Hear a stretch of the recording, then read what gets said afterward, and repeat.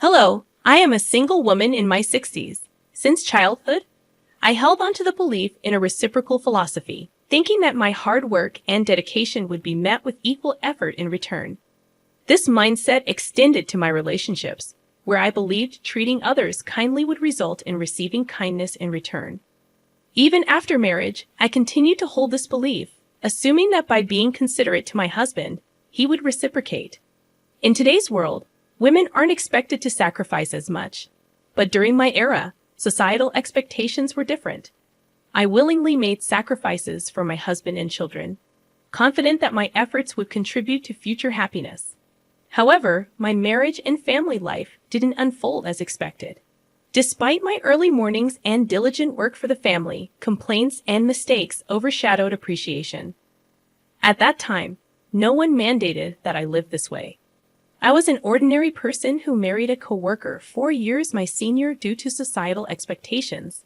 Despite the societal norms for married women to quit their jobs, I became a full-time housewife after giving birth to my daughter. I had no regrets. I believed it was a natural course of action for family life. Though my life wasn't glamorous like TV dramas, it felt easy and stable. Around my daughter's 9th grade, tragedy struck when my mother passed away suddenly from a heart attack. While mourning her loss, I discovered my husband's affair.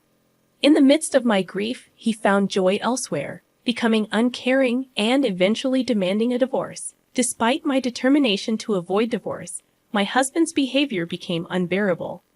Divorce wasn't as socially acceptable back then, and despite an irresponsible and unkind husband, I resisted the idea.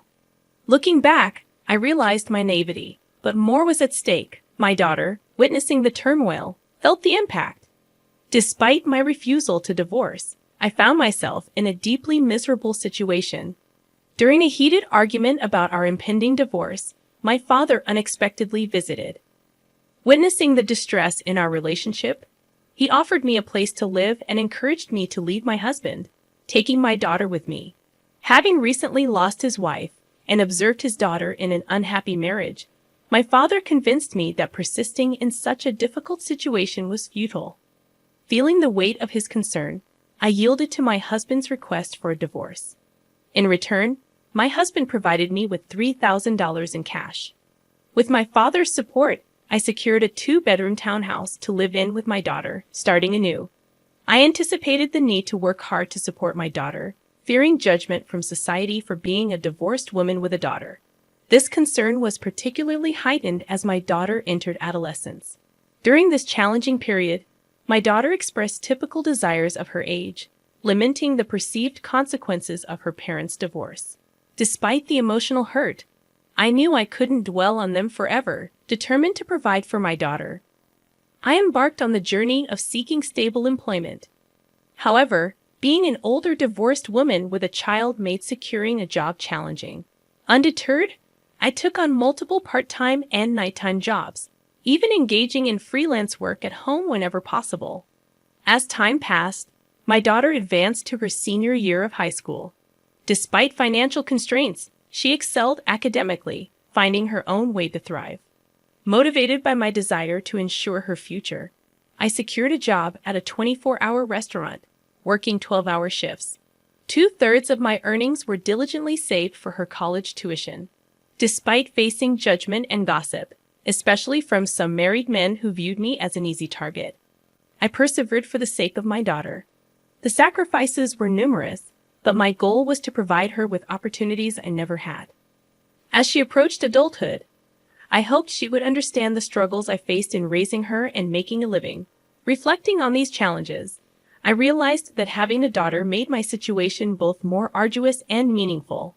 She became my anchor, giving me the strength to endure and persevere through life's challenges. I held on to the belief that, in the future, my grown daughter and I would share stories about the hardships we faced and take pride in our resilience. A year later, my daughter's outstanding performance in the SAT exams earned her admission to Harvard University. A moment of immense joy that made all the previous struggles worthwhile. As she embarked on her college journey, I felt a mix of pride and emptiness. Though I had managed to provide for her education and housing, the absence of her daily presence at home left a void. We maintained close contact through phone calls, and during the initial months of her independence, our bond deepened. Her newfound affection and connection were a source of comfort, and I cherished our evolving relationship. Despite the challenges, my daughter graduated from college without financial setbacks, fulfilling a dream we had worked hard to achieve. Anticipating that we could live together again, I was surprised when she secured a job at a defense corporation and chose to live independently. To support her, I took a bank loan and contributed to the down payment for a condo near her workplace. While I aged and embraced a more unassuming appearance, my daughter thrived as a fashionable career woman. Witnessing her success brought immense happiness, reinforcing the idea that my sacrifices had borne fruit. I found contentment in her achievements, understanding the sentiment of people who say they forget hunger in moments of joy. Despite the financial support throughout her college years, the prospect of her wedding became a new financial responsibility. People questioned why I continued to struggle when my daughter was capable of self-sufficiency. However, I was determined to contribute to her wedding expenses to prevent any condescension from her future in-laws. The belief that sacrificing for her happiness would bring joy to both of us fueled my resilience. On the other hand, as my daughter dated, I noticed a growing distance between us. Initially hurt, I recognized that her adult life and relationships rightfully took precedence. I patiently waited for her to mature and open up to me, understanding that priorities shift during this phase of life. However, on her 27th birthday, I looked forward to celebrating with her. Yet she made it clear that she had plans with someone named Michael and dismissed any preparations. While she may have intended to convey that I needn't go to any trouble, I couldn't help but feel hurt. It was her birthday, a day that held immense significance for me as the day she was born, and her apparent indifference stung deeply. It was challenging to comprehend why my daughter considered spending money on her birthday a waste, given the tight budget. Despite her intelligence, her understanding of her own mother seemed distant. Despite my hurt feelings, I understood she was my only daughter, and I wanted to see her briefly on her birthday, even if it meant taking a day off work. On that day, I meticulously paid attention to my appearance before going to her workplace. However, what awaited me was an unexpected and emotionally charged encounter in the company lobby. I saw my ex-husband with his mistress, individuals I never wished to see again. Doubting how he found out and came there, I frantically called my daughter, only to be abruptly hung up on as she claimed to be busy with a meeting. Feeling dumbfounded, I turned around, only to hear my daughter happily calling her dad and embracing him with a bright smile. Her boyfriend seemed familiar with my ex-husband and his wife, adding to my fury. In that moment, I felt betrayed, as if the whole world conspired against me. Drained of meaning, I hastily left the scene. Reflecting on that day, I felt the desire to confront my daughter and ex-husband, but an overwhelming urge to escape prevailed. Despite my inner turmoil, I couldn't muster the courage to call my daughter. Unexpectedly, my daughter showed up at home one day, announcing her decision to get married and handing me an invitation card. The surprise turned into shock when I saw the names on the card. Although she was my daughter, I felt an intense urge to throw her out of the house. I questioned how she, my own daughter, could present such an invitation. I confronted her, expressing my hurt at being treated like a guest at her wedding, emphasizing my role as her mother. In response, my daughter apologized, stating she felt she had no choice. Despite her desire to marry Michael, she faced scrutiny from his parents over every detail about her. The situation left me grappling with complex emotions, torn between hurt and the desire to understand my daughter's perspective on her life-changing decision. The revelation from my daughter about her concerns regarding my divorced past and the challenges of being a single mother struck me deeply. She explained that revealing this truth could jeopardize her chances of marrying her boyfriend, as her potential in-laws might disapprove. In the face of this revelation, I couldn't help but express my frustration, reminding her of the sacrifices and struggles I endured to raise her, work at a restaurant, and fund her education. My daughter's response, however, Her response stunned me. She dismissed the past, stating that her father and his new partner, the woman who played a role in breaking our family, had already met with her future in-laws.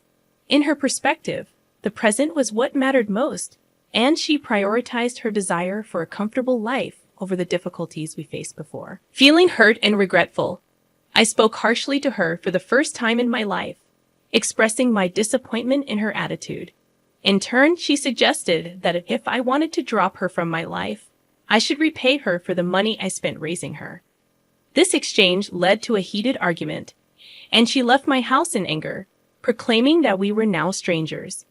Devastated by the turn of events, I questioned the purpose of saving money for her wedding and felt a deep sadness when I looked at the wedding invitation she had left behind, with a different name printed where mine should have been.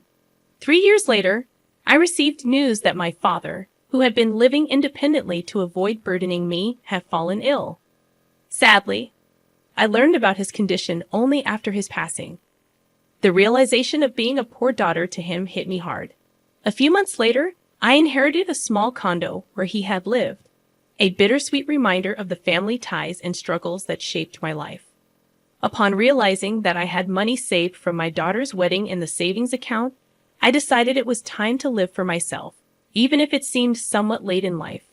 I pondered the idea that in today's world, trusting only one child and sacrificing for them might not be the most fulfilling path. It was a realization that I should prioritize my own desires and needs before it became too late for me to enjoy life. As I contemplated this shift in perspective, a real estate broker and close friend from the restaurant where I worked suggested that I consider what I truly wanted to do. Despite societal expectations for women to sacrifice, I felt the desire to break free from that mold and live for myself. I harbored a feeling of regret and sorrow for the sacrifices I made over the years, and I yearned to pursue personal fulfillment. Inspired by my friend, I embarked on studying the real estate business and even delved into auction biddings. With some savings and money from selling my late father's condo, I seized the opportunity to take on a new challenge. In the surprising turn of events, I became a building owner overnight, residing in a prime location. 6 months later, after returning from a mountain climbing adventure, I found myself on the top floor of my building, now transformed into my home.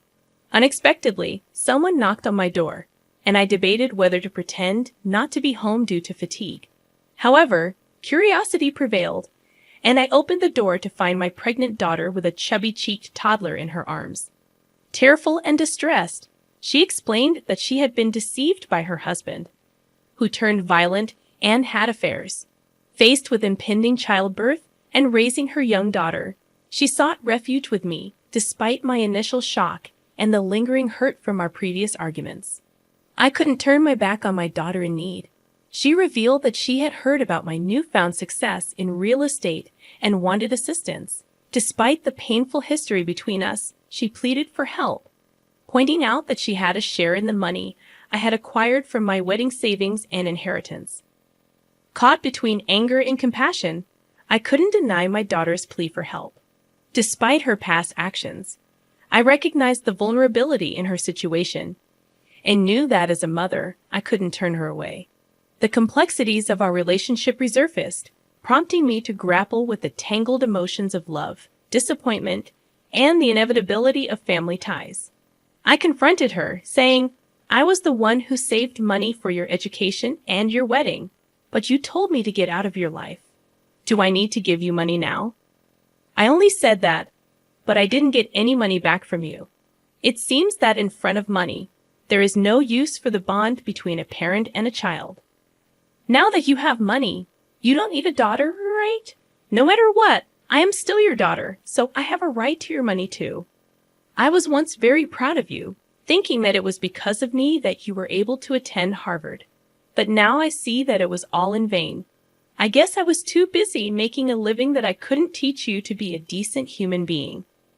I raised you as someone who is so selfish and can only think of yourself.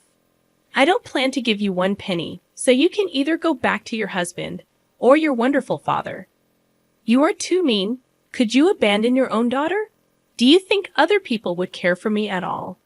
That wife already ran off with the money, and he has disappeared trying to look for her. If you abandon me, I'll become an orphan.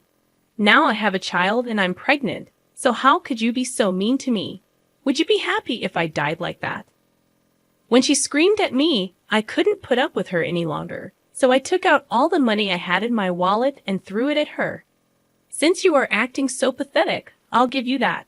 However, never come back to my house because I won't let you in. There's something that I learned in the meantime, just that your life is important. Now my life is important. You cannot put me in and out of your life at your whim.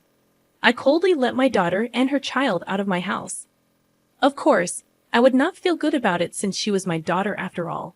However, I couldn't accept her because she still was as selfish as before, and I couldn't bury the past. However, I felt sorry for my little granddaughter, who was innocent and got kicked out together with her mom. After that, my daughter was too proud and never came to see me again. To be honest, I knew that she was such a daughter. So, has she repented for her past acts and begged me for forgiveness out of a quest? Pretending I was reluctant, but would have found ways to punish her wayward husband. But I was so disappointed that if she erased me from her life to marry her husband, she should have lived happily. Why did my husband and my daughter turn out that way, even though I lived a hard life? Now I see that the only person who is living a life the way I want to is only me alone. Thus, if anyone is living a life like I did on behalf of others, I want to say this one thing for sure. No matter how strong your relationship is with another person, be sure to take care of your life first. Even if everyone in this world betrays you, you will not betray yourself. In the end, happiness is not what you do for others, but what you do for yourself. I want to give that message through my story here. Even though it may seem like a life that's only felt half, I plan to try to fill that remaining half from now on for complete happiness. Thank you for listening to my story. I hope all goes well for you today, and good fortune will be with you. Please cheer for me and write your comments of wisdom in the comment section. Pressing like and subscribing is a big help to me. Have a wonderful day, everyone.